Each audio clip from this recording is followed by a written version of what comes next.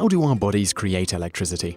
The short answer is chemical energy. To understand why, let's look at the long answer. What most people think of as electricity is simply the movement of an electrical charge. To move, and as a result use the potential charge, we need an energy source. Some of the most common are hydroelectric, nuclear, solar and wind. Technological advances have allowed us to harness these sources, giving us wonders like computers and vibrating smartphones. The energy created by chemicals is due to the reactions of the atoms and molecules present.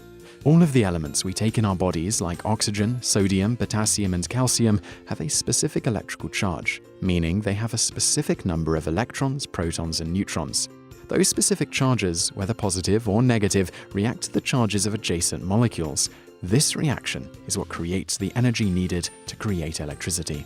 When we eat or drink, the large molecules within our food get broken down by digestion, creating similar molecules. Those smaller molecules can be used by our cells to do work. This process is called cellular respiration. All of those molecules and elements in our bodies have the potential to create electrical impulses. Arguably, the most commonly mentioned electrical current within our bodies is the heart rhythm. Hearts contain, within them, a grouping of cells known as your sinoatrial node, or SA node.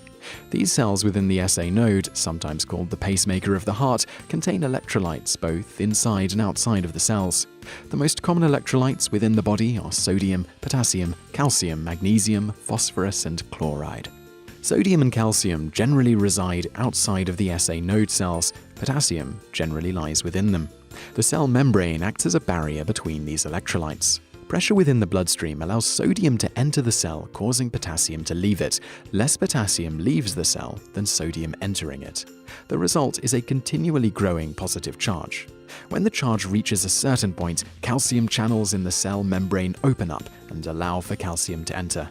This makes the interior of the cell extremely positive compared to the outside of the cell, known as an action potential.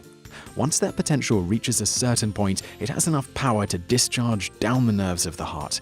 This electricity causes the muscles to contract and your heart to beat. Electrolytes crossing cell membranes, creating electrical discharges, is one of the countless ways the body uses the food we eat to create energy and power to do work. This is why the food content we eat is classified in calories, a calorie being a unit of energy.